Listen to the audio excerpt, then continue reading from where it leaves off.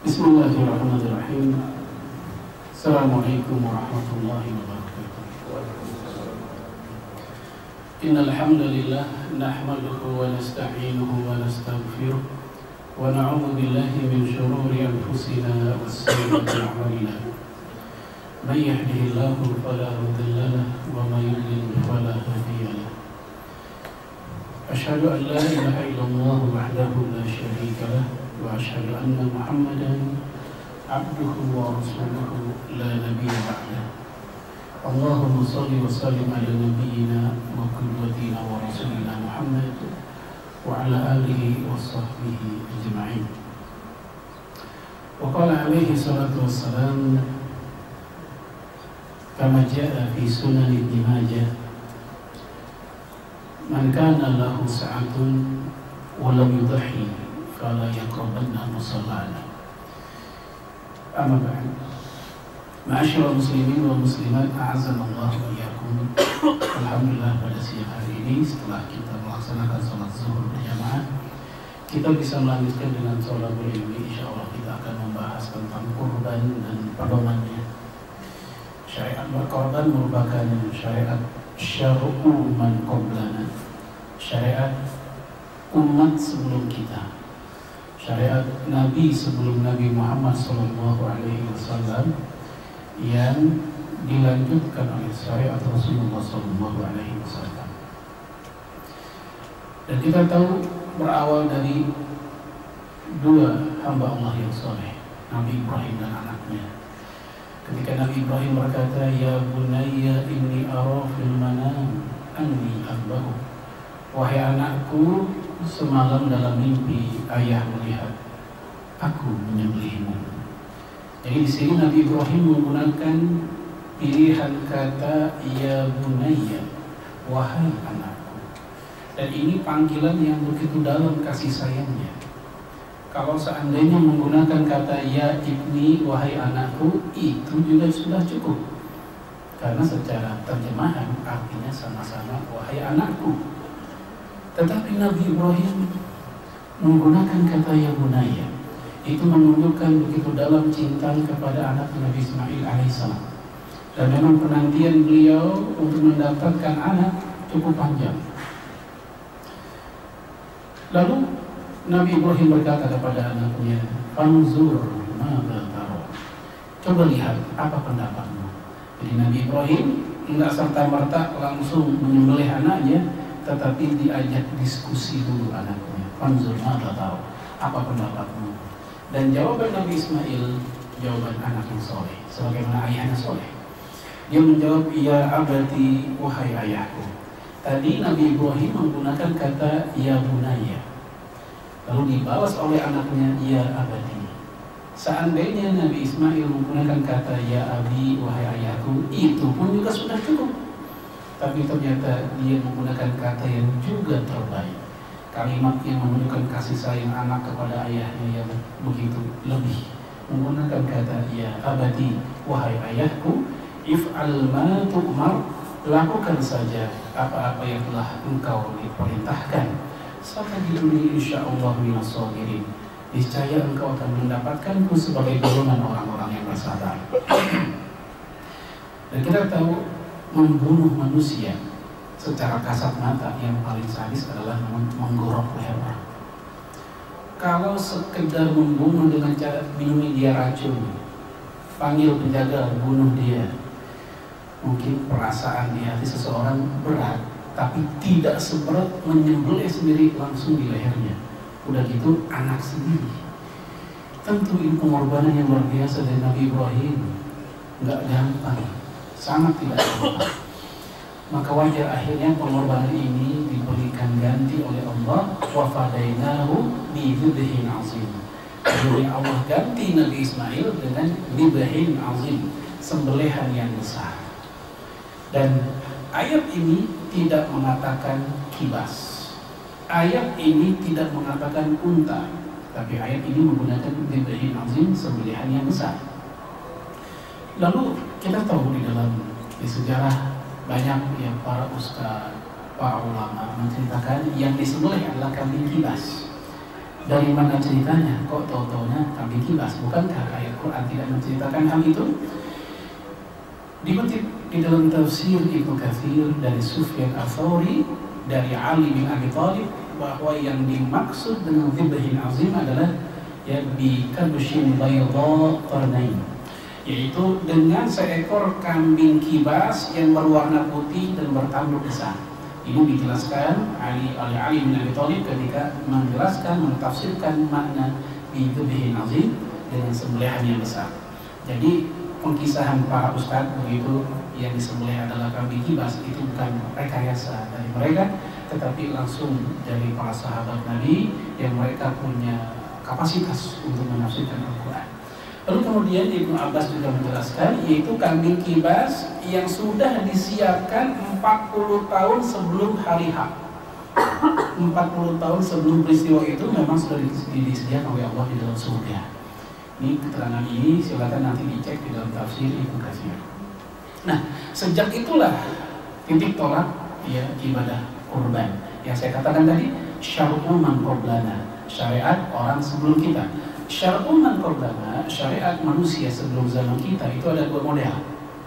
Ada yang nantinya menjadi syariat kita juga, sholat. Zaman dulu ada, kita juga ada. Haji, zaman dulu ada, kita juga ada. Zakat, zaman dulu sudah ada, kita juga ada. Yang beda adalah rincian-rinciannya. Secara pokok dan prinsipnya sama. Kurban dulu ada, sekarang juga ada.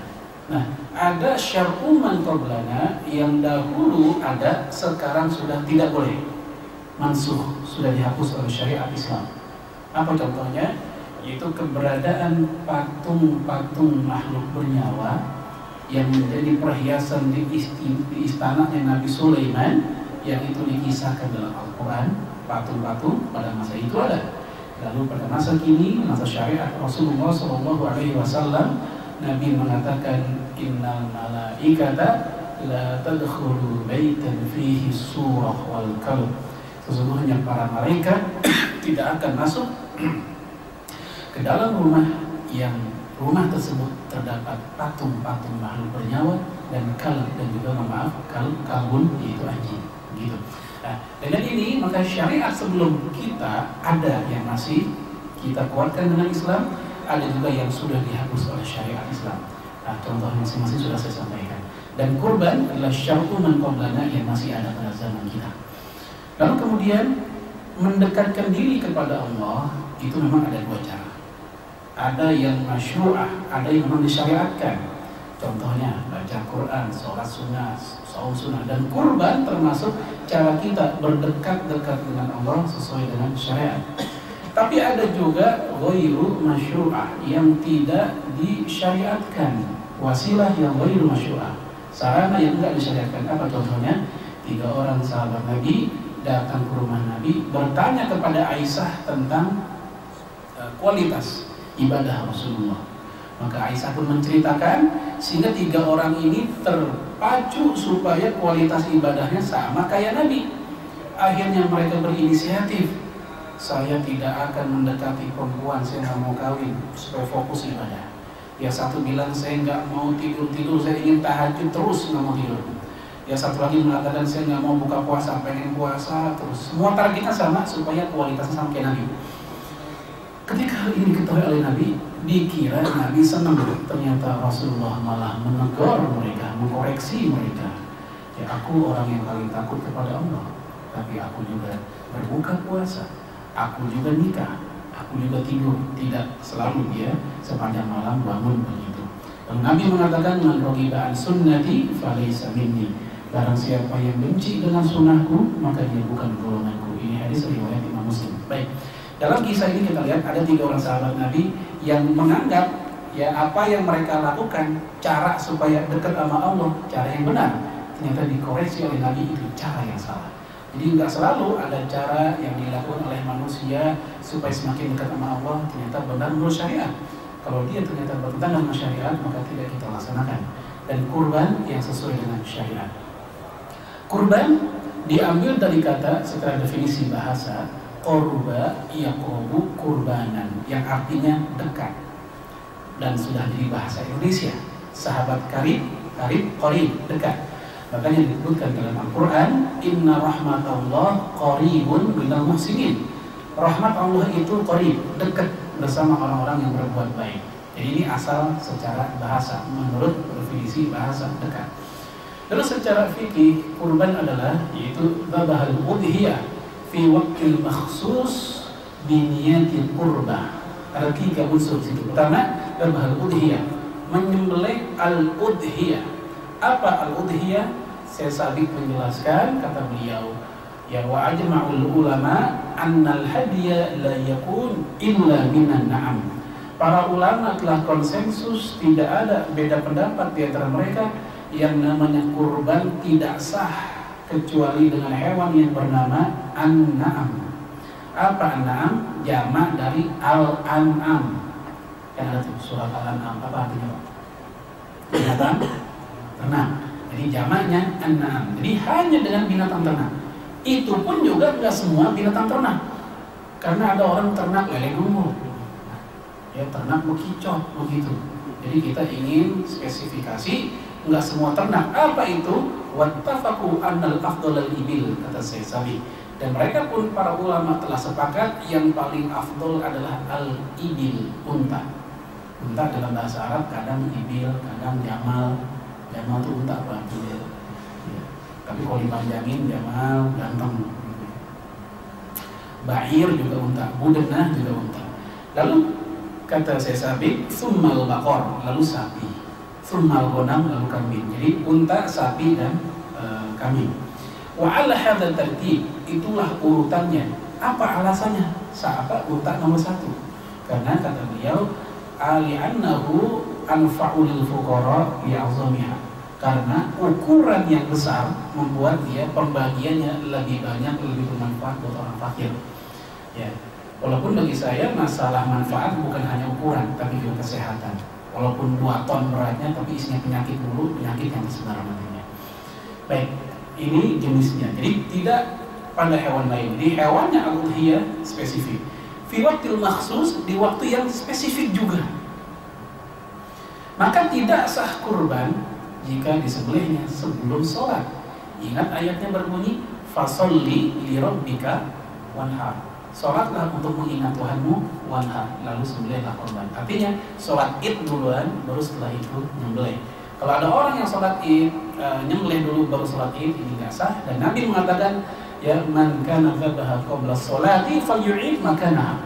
Kata Nabi begitu. Barang siapa yang nyembelih hewan kurban sebelum sholat, ulangi, disuruh ulang, nggak sah. Sekedar sedekah doang sisa, silakan aja. Tapi dengan judul namanya korban, dia bukan korban. Dan paling naret, paling akhir adalah tanggal 13 di hari-hari tasyrik sebelum maghrib. Apa dalilnya? Rasul yang mengatakan dalam hadis Imam Ahmad, kata Nabi, likulli ayyami tasyrik labhun. Di seluruh hari tasyrik adalah hari penyembelihan. Jadi ini dalil-dalilnya bahwa tidak boleh dia kurban di luar 4 hari itu. Itu pun juga spesifik sekali ba'da sholat sampai sebelum maghrib tanggal 13. Itu bagaimana dengan orang yang mencoba-coba menyembelih hewan kurban selama bulan Zulhijjah? Pokoknya Zulhijjah aja, walaupun di luar tanggal 13 itu. Bicara masalah pendapat, ada yang membolehkan. Namun pendapat ini sekedar kita tahu aja, sekedar wacana aja.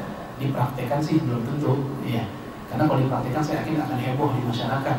Ya, hewan korban dipotong tanggal 29 Zulhijjah misalnya.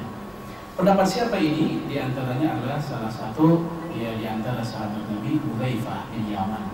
Ya, ini sekedar tahu aja, tapi dipraktekkan belum tentu karena nanti akan heboh. Ya coba-coba aja al-barakah potong korban tanggal 25 Zulhijjah, pasti kami jamaahnya kambing apa ini. Lalu kemudian ya biniyati kurbah, dengan niat untuk kurbah, mendekatkan diri kepada Allah. Bukan niat untuk gaya-gayaan, bukan niat untuk menunjukkan akulah yang korbannya paling banyak. Tuh saya selusin sapi, catat yang hitam tulisan nama saya, umumkan keras-keras nama saya. Ya walaupun dia 12 sapi, yang satu hanya 1 ekor kambing, 1 ekor kambingnya dia butuh bertahun-tahun buat ngumpulin duit. Ini 12 ekor sapi, ya dia konglomerat mungkin sekali lirik juga keluar duitnya seperti itu. Maka udah niatnya juga untuk main gaya-gayaan seperti itu, sementara yang ini insya Allah dia qurbah lillahi ta'ala, maka lebih utama yang ini. Niatnya untuk qurbah, bukan niat untuk i'tizaziyah, jago-jagoan gaya-gayaan itu, atau untuk dibanggakan. 3 unsur dalam definisi kurban, yaitu hewannya harus benar, kemudian di waktu yang benar juga, dengan niat yang benar juga. Lalu kemudian bagaimana syaratnya hewan itu? Ya ada 2 syarat. Pertama, ayyakuna sanaya, yaitu itu hewan sudah cukup umur. Apa hikmahnya mesti cukup umur? Supaya layak dikonsumsi dan tentunya menyehatkan. Mohon maaf buat bapak ibu yang doyan makan kambing muda. Kan ada tuh sate kambing muda, sop kambing muda. Memang enak lah, empuk begitu. Tapi karena memang belum layak untuk dikonsumsi sebenarnya, ya akhirnya jangan heran kalau banyak penyakitnya. Silakan di Google juga banyak tentang masalah itu. Itulah hikmah kenapa ada ya aturan main bahwa umur sekianlah itu hewan boleh dikurbankan. Hikmahnya kesini, itu supaya siap konsumsi dan menyehatkan. Jadi jika kana minal dhani, jika dia termasuk kambing yang gede-gede, dhani itu kambing besar benggala seperti kibas, ya biri-biri. Coba lagi Pak. Hah? Bandel. Ini kalau dengar kata bandel orang mikirnya ada lain. Nah, untuk kambing ini 6 bulan. 6 bulan itu minimal. Maksimal yang ada batasan terserah. Ya, kalau belum 6 bulan enggak boleh.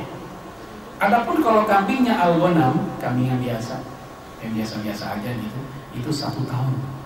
Jadi kalau kita membeli kambing atau kibas itu, ya, kejujuran tukangnya dan ketelitian kita. Jangan lupa, Mbak ini udah berapa tahun? Ya, 1,5 tahun. Dia bohong, kita nggak salah, dia yang salah. Walaupun ternyata pada faktanya 9 bulan. Ya, misalnya. Dan nggak usah pakai ini berapa tahun Pak? Setahun jalan, nggak usah pakai setahun jalan, setahun pas lewat kalau perlu gitu. Lalu kalau sapi 2 tahun. Ya, sintani kalau sapi. Ya, adapun kalau unta 5 tahun. Baik, ini dari sisi umur. Syarat kedua, ayyakuna salima, sehat. La tujzi'u al-aqwar, tidak sah mata ikat, ya 1 buta. Ya, apalagi dua-duanya. Ya, la tujzi'u al-arja, a'ar pincang. 1 kaki, apalagi seluruhnya. 2, 3, apalagi seluruhnya. Yang ketiga, al-jurba, yaitu keadaan kulit yang tidak sehat. Mungkin mohon maaf ada luka, koreng gitu, borok atau ya, penyakit kulit lah, kayak orang juga misalnya.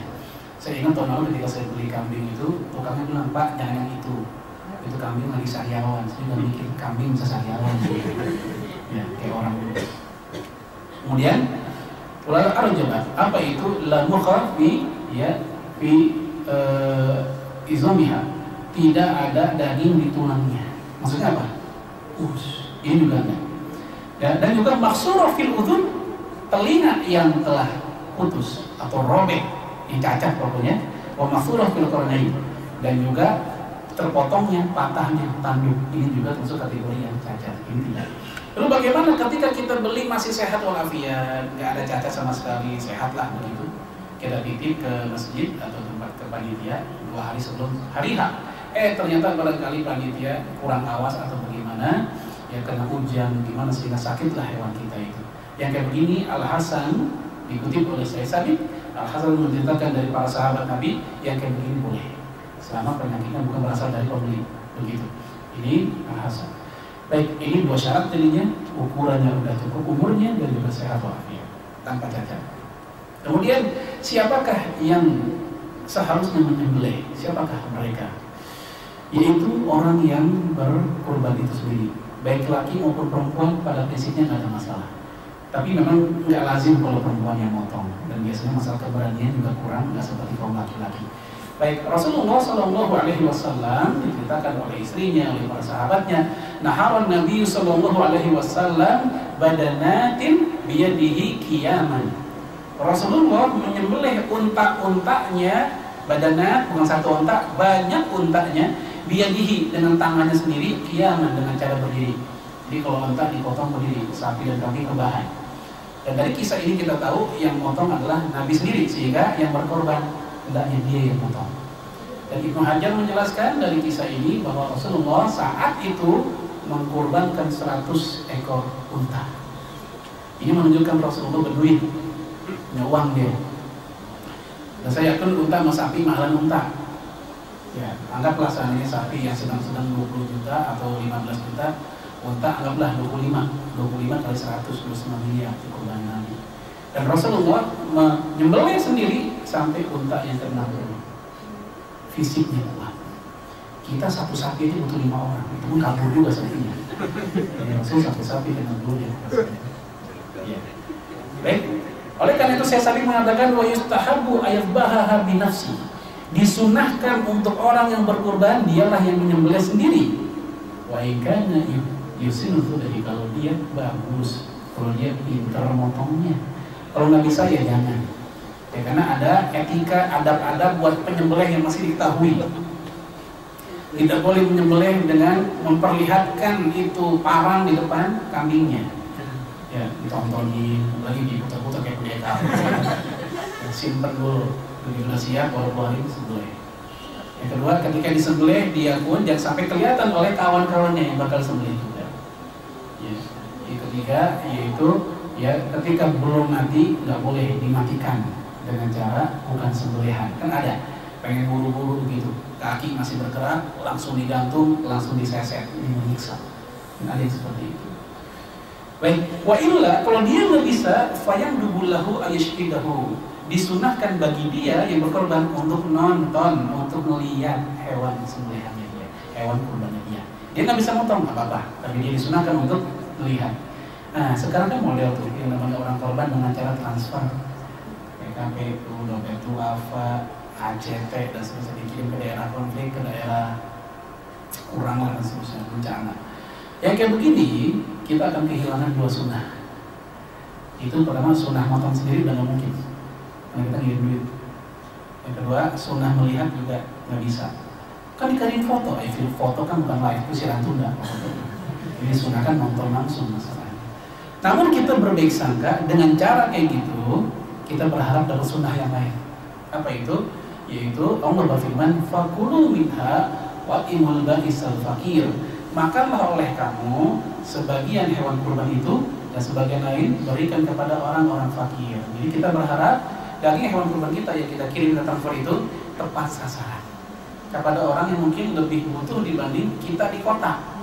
Di Jakarta kadang satu masjid bisa 50 kambing, sapinya belasan begitu. Dan satu keluarga bisa dapat berplastik-plastik, berkantong-kantong plastik daging. Tapi di daerah lain bisa jadi satu masjid cuma 2 kambing, penduduknya banyak. Nah, dengan cara seperti tadi, walaupun kita kehilangan 2 sunnah, kita berharap mendapatkan sunnah yang lain, yaitu itu kambing dia wa'imul ba'isal fakir, jatuh kepada orang-orang yang fakir. Apakah non fakir nggak boleh? Boleh. Seluruh umat Islam boleh menikmatinya, mau dia kaya, mau dia nggak kaya, silahkan. Tapi kalau kita bicara ya afdoliyah, keutamaan, memang orang yang fakir lebih berhak untuk atau lebih layak untuk mendapatkannya dibanding orang yang jarang makan daging. Baik, ini dari sini siapa yang menyembelihnya. Lalu bagaimana kalau yang menyembelih itu bisu? Kenapa ini kita bahas? Karena terkait dengan masalah di antara adab menyembelih adalah mendoakan orang yang menyembelih. Menjelang menyembelih ada doa khusus. Dan doanya nggak sama seperti motong kambing sehari-hari kalau mau dimakan, bukan. Kalau sehari-hari cukup baca Bismillah, Allahu Akbar, begitu. Tapi kalau untuk kurban doanya lebih panjang. Berbunyi dari Aisyah dalam hadis Sahih Bukhari, Bismillah, Allahumma taqabbal min, sebut nama orangnya. Rasul menyontok Bismillah, Allahumma taqabbal min Muhammadin wa ali Muhammadin wa ummati Muhammadin. Bismillah, dengan nama Allah, ya Allah, terimalah korban Nabi Muhammad, keluarganya dan umat Nabi Muhammad.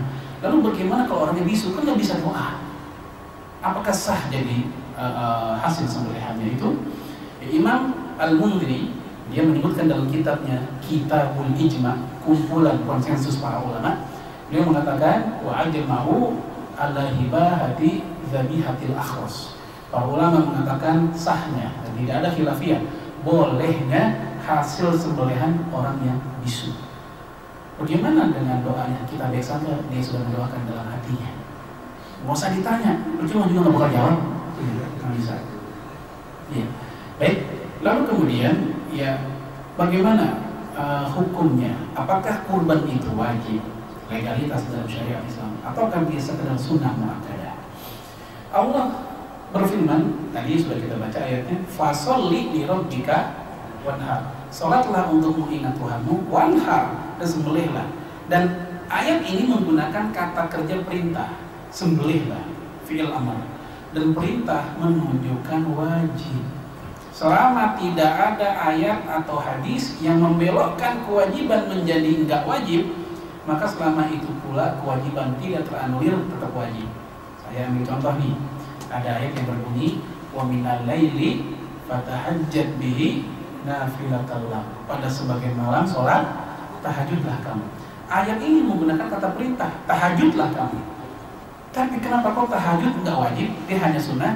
Karena ada ayat lain yang membelokkan kewajiban menjadi enggak wajib, yaitu kalimat yang berbunyi nafilatan lak, ibadah tambahan. Karena ibadah tambahan maka dia enggak wajib. Nah, ayat yang tadi fasholli li rabbika wanhar, ya, bagi kelompok yang mewajibkan, mana dalilnya yang membelokkan kewajiban? Tetap wajib. Ini alasan mereka yang pertama, ayat tersebut, surat Al-Kautsar. Alasan kedua, di hadis yang tadi di mukadimah saya baca, man kana lahu sa'atun, barang siapa yang lagi ringan rezekinya, lapang rezekinya, pokoknya dia enteng lah, enggak ya utang, enggak ada, sekalipun ada juga utang yang bisa dia cover yang cukup normal begitu. Kemudian juga anak juga udah pada gede, udah pada kerja lagi misalnya, semuanya enteng-enteng aja. Ya, walam yudhi, tapi dia nggak berkorban. Rezeki lagi ada, tapi dia nggak berkorban. Fala yaqrabanna musallana, karena jangan dekati tempat sholat kami, maksudnya sholat Id. Jadi boro-boro boleh masuk ke dalamnya, deket-deket aja nggak boleh. Lalu kata Imam As-San'ani dalam kitab Subulus Salam menerangkan hadis ini, kata beliau begini, wa qad istadalla bihi ya bi wujubi tadhiyah. Ya, maka adalah sa'atun. Hadis ini dijadikan dalil wajibnya berkorban untuk orang-orang yang lagi lapang rezeki. Untuk yang lagi sempit rezeki kita nggak bahas, lagi enteng rezeki. Ya, apa alasannya? Li'annahu lamma naha 'anil qurbanil musalla. Karena ketika Nabi melarang itu orang dekat-dekat tempat sholat, dalla annahu taraka wajiban. Itu menunjukkan orang tersebut meninggalkan kewajiban. Karena kalau seandainya kurban itu sekedar sunnah, nggak mungkin Nabi sejengkel itu, nggak mungkin Nabi sekeras itu. Itu tanda orang tersebut meninggalkan kewajiban. Ini kata As-San'ani. Ya, ka'annahu yaqul, katanya, seakan-akan Nabi mengatakan la fa'idata yang ma'as sholati, yang nggak ada faedahnya, nggak ada manfaatnya kalian sholat ma'ataki hadzal wajib. Namun saat yang bersamaan kalian meninggalkan kewajiban. Percuma sholat sunnah, tapi yang wajib ditinggalin gitu. Seakan-akan seperti itu. Oleh karena itu jangan sholat aja sekalian. Ini seakan-akan seperti itu diterangkan oleh As-San'ani. Ini dalil yang kedua, hadis man kana lahu sa'atun. Nah, yang jadi masalah, standar minimal lapang rezeki itu apa? Apakah kudu punya rumah sendiri? Harus punya mobil dulu dan seterusnya? Tidak.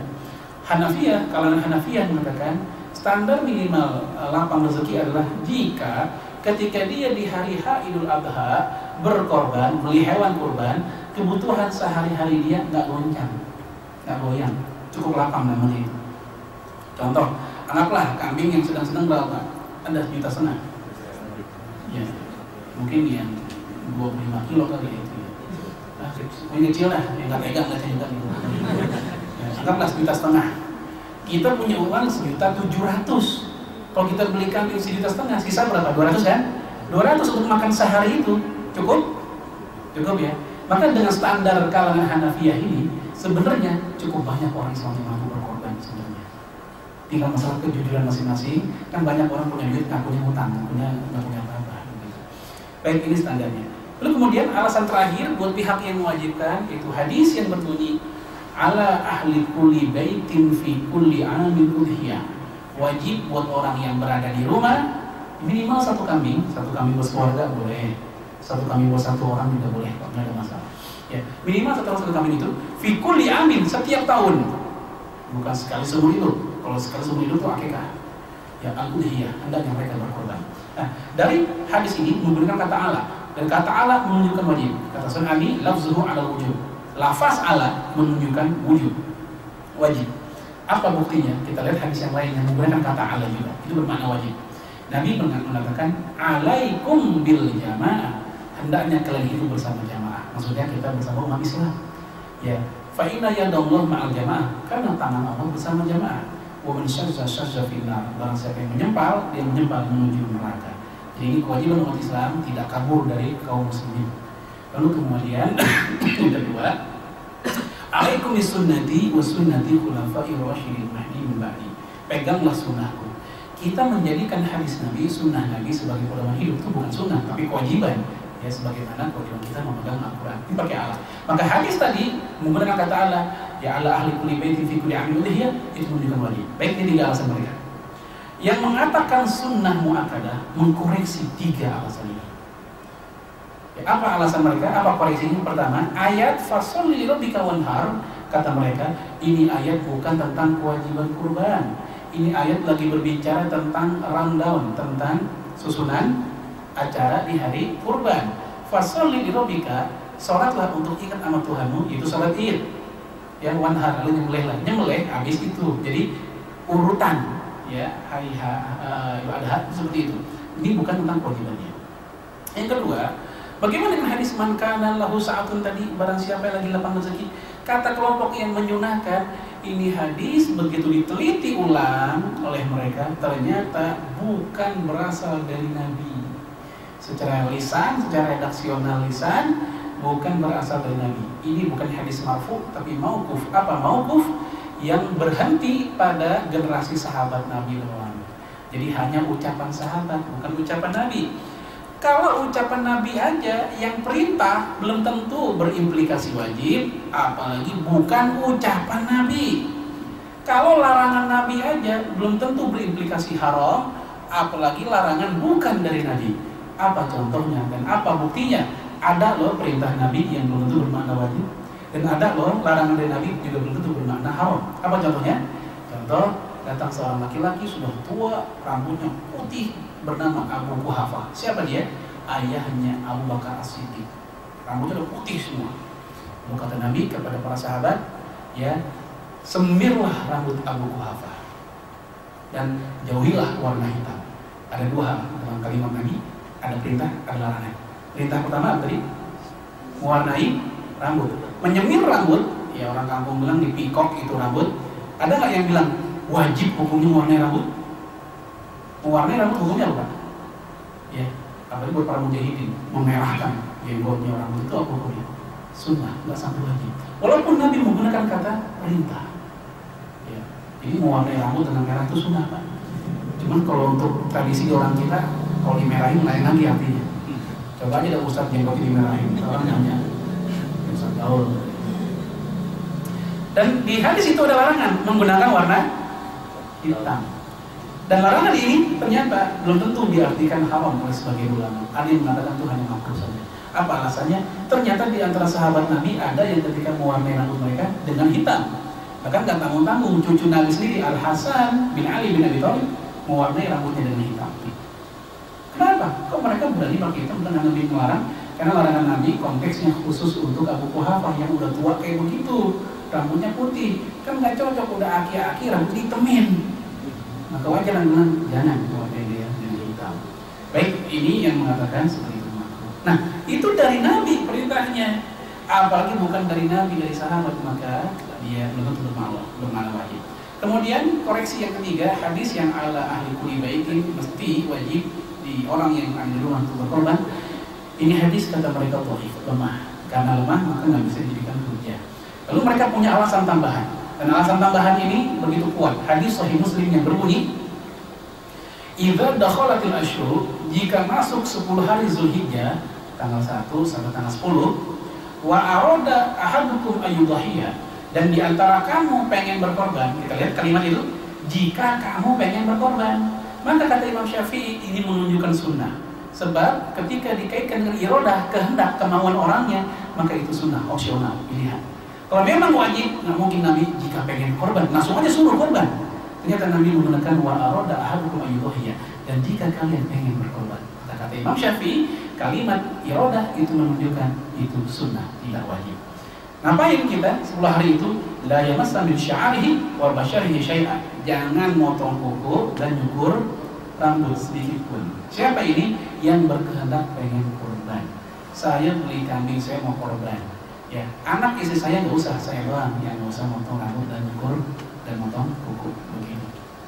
Ya, selama kapan? 10 hari itu sejak dari tanggal 1 sampai tanggal 10 sampai disembelih. Sembelih udah selesai, udah boleh lagi untuk motongnya. Lalu larangan ini bermakna apa? Ya, sebagian tabi'in, lalu Imam Ahmad, Ishaq bin Rahawai, Rabi'ah, mereka mengatakan larangan ini bermakna haram. Imam Syafi'i dan sahabatnya dan pengikutnya mengatakan larangan ini bermakna makruh.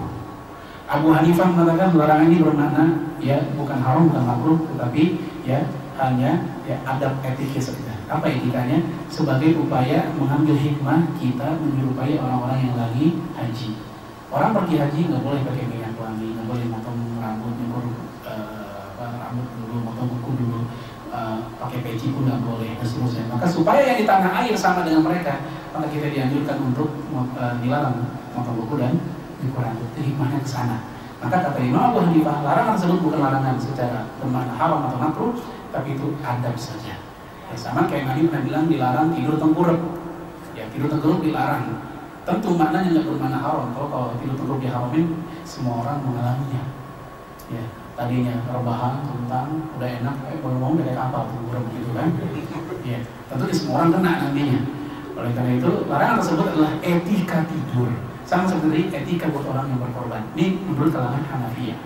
Baik, setelah kita tahu hukumnya, bagaimana sikap kita kalau gitu? Kalau memang udah khilafiyah, sikap kita gimana? Sikap kita adalah tetaplah berkorban. Supaya apa? Khurud minal khilaf, keluar dari khilafiyah. Kalau seandainya ketemu ustadz yang mengatakan wajib, toh kita udah berkorban, artinya kita aman dari kritikan, karena kita udah berkorban. Kalau ternyata ketemu ustadz yang mengatakan sekadar sunnah muakkadah, toh kita pun juga sudah berkorban, dan apa salahnya walaupun sunnah kita tetap berkorban. Dan demikian sikap ini sikap kompromis supaya kita tidak memperpanjang keributan di antara pendapat-pendapat fikih tersebut.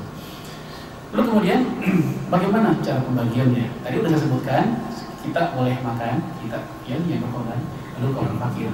Namun saya sabik mengatakan ya boleh dengan ya setengah dia makan, fayakulu nisfi, silakan dia makan setengah, ya wa ayatasaddaqu binisfi, dan boleh menyedekahkan setengah juga. Bahkan boleh juga sepertiga buat dia, sepertiga buat hadiah, sepertiga buat sedekah. Bahkan kata saya sabik, bila tahdid, beliau pun juga boleh memakannya tanpa batasan, terserah, nggak dibatasin. Yang punya nih, dia mau makan seberapa aja dia mau, terserah. Bila tahdid, tidak ada batasan. Pak, itu paha 4-4-nya buat saya ya. Yang lambat juga khusus semuanya dah. Gitu. Tinggal yang jadi masalah al-urf, tradisi yang berlangsung, yang berlaku. Pantes nggak yang kayak begitu? Itu orang korban penumpang dipotongin sebenarnya. Karena itu, walaupun ada ulama yang mengatakan tidak ada batasan bila tahdid, ya silahkan. Namun sekali lagi, al-urf tradisi yang berlaku di masjid itu, di masjid gimana? Kayaknya nggak pantas deh. Ya minta seluruhnya begitu. Oh, bagaimana dengan non-muslim? Boleh nggak sih mereka dapat daging korban? Ya, Amr bin As, ya, gubernur Mesir, dia punya sisa kelebihan hewan kurban. Lalu dia kasih ke tetangganya, nitip ke anaknya Abdullah, tolong kamu kasih tetangga kita. Abdullah yang protes, Pak, tetangga kita Kristen Koptik, Mesir. Seakan-akan di mata Abdullah, ya jangan dong, kamu Muslim. Ternyata Amr bin As mengutip sebuah hadis, man kana yu'minu billahi wal yawmil akhir falyukrim jarahu. Barang siapa yang beriman kepada Allah dan hari akhir, maka muliakanlah tetangganya. Nggak peduli apa agamanya, pokoknya hormati tetangga. Di antara bentuk penghormatan kepada mereka adalah memberikan makanan. Tapi kalau mereka lagi susah juga. Nah, dari kisah ini para fuqaha seperti Imam Syafi'i, Al-Auza'i, Az-Zuhri, mereka mengatakan bolehnya hewan kurban, daging hewan kurban diberikan kepada non-muslim. Dengan catatan orang Islam sudah tercover dulu. Karena hak kaum muslimin diduluin dulu, barulah mereka. Ya.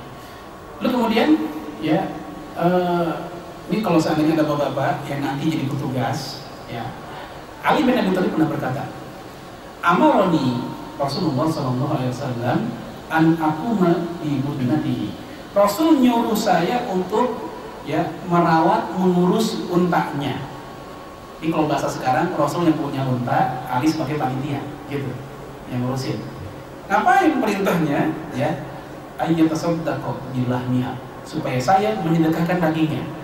Wajulubiha, kulitnya juga sedekahin. Wajillatiha, dan juga ajillah, punuknya juga. Wa alla, ya, dan tidak boleh. Nabi nggak ngasih, melarang beliau. Apa ini yang dilarang? yaitu yu'tiyal jaza minha, mengupah si pemotong dengan daging, kulit, semua itu boleh. Karena yang namanya daging hewan kurban itu alat sedekah, bukan alat pembayaran. Nggak boleh upah dari situ. Dari mana dong ngupahinnya? Kata Ali, nutihi min indina. Kami mengupah dari brankas kami sendiri, jadi dari budget, dari anggaran lain. Nah, dari kisah ini pertama, bolehnya berkorban dengan cara mewakilkan ke orang lain, ngurusin, kayak panitiaan begitu. Karena ada orang yang terlalu strict mengatakan nggak boleh ada panitia korban, bid'ah. Ya, ini kalau ketemu orang kayak gini agak susah jawabnya. Ya, jawabannya ya capek deh gitu jawabannya. Kenapa? Karena jelas-jelas di situ Rasulullah mengamanahi kepada siapa tadi? Ali. Sebagaimana kita mengamanahi kepada masjid.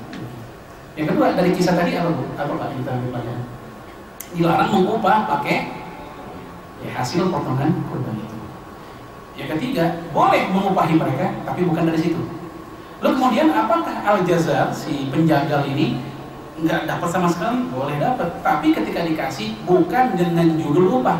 Ini memang sedekah dan mereka berhak karena mereka termasuk kaum muslimin juga.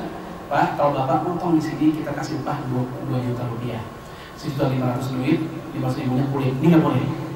Karena kulitnya berarti menjadi alat pembayaran. Tapi kalau Pak, ini 2 juta, ini kulit segini buat sedekah buat Bapak. Itu nggak masalah. Karena memang itu bagian dari ya alat sedekah itu. Baik. Lalu bagaimana kalau seandainya kulit segitu banyaknya dijual? Kagak boleh. Al-Qurtubi mengatakan hadis yang tadi saya baca itu dalil larangan untuk menjual kulit, daging dan seterusnya.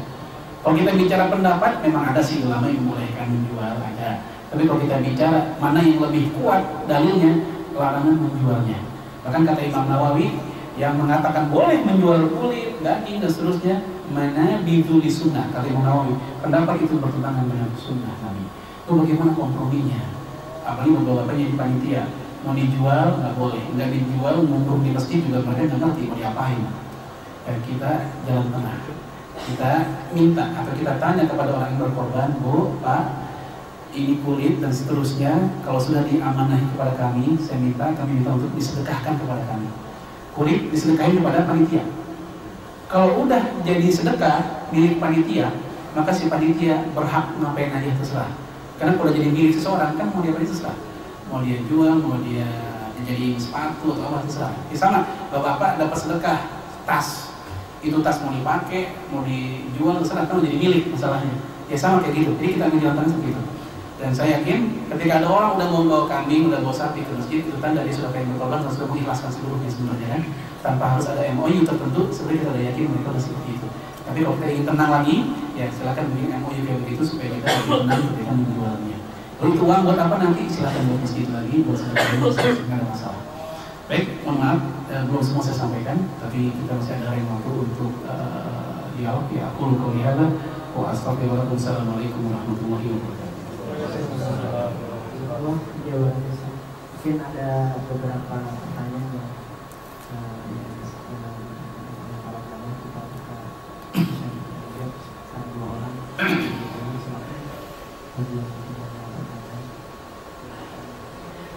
Dari awalnya ada kalau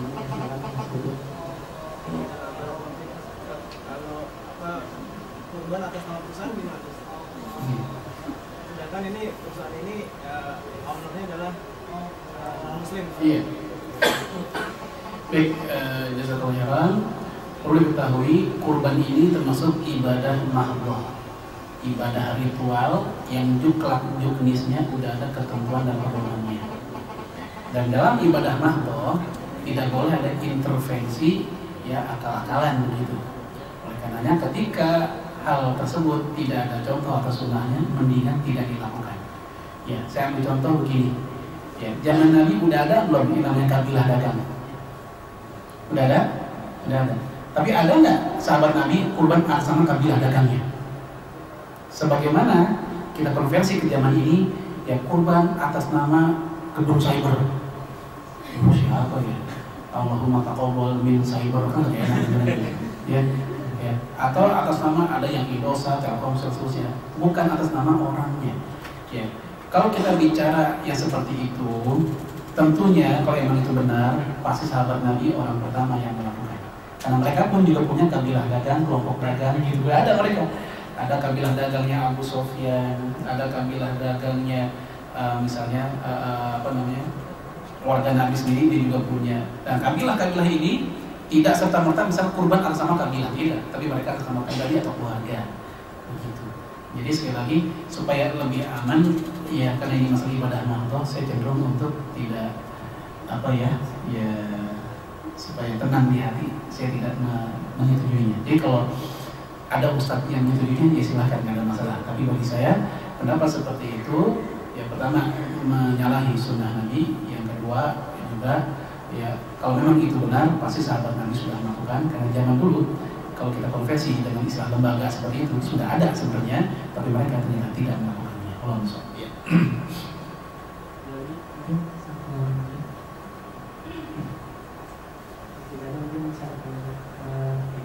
Ada hadis yang mengatakan bahwa sesekali pernah Rasulullah dan para sahabat itu tidak berkorban. Jadi untuk yang itu karena ada tidak diwajibkan apakah Ya, jadi dulu Rasul mengatakan dalam hadis Imam Ahmad, ya kutiba alayya nahra lam yuktab alaikum. Bagiku kurban itu wajib. Lam yuktab alaikum. Buat kalian tidak wajib. Buat kalian tidak wajib. Untuk keterangan bahwa sahabat Nabi ada yang tidak berkorban, iya betul. Sahabat Nabi ada, dan cukup banyak yang tidak berkorban. Ya, makanya Nabi pernah korban 2 ekor, yang satu dia korban atas nama pribadi, yang satu dia korban atas nama umat yang tidak berkorban. Ya, jadi boleh tuh kita beli 2, satu atas nama kita keluarga, satu untuk tetangga-tetangga yang nggak korban, pahalanya buat mereka. Walaupun pembiayaan berasal dari kita, gitu. Okay. Jadi memang pernah ada kasus kayak gitu, para sahabat nggak berkorban. Ya, adapun kalau Rasulullah dalam hadis itu disebutkan apa? Kutiba alaina. Untuk kurban itu wajib, lam yuktab alaikum, buat kalian tidak. Nah, ini jelas benarnya atau lebih kuatnya, lebih argumentatifnya pendapat yang mengatakan kurban itu sunnah muakkad.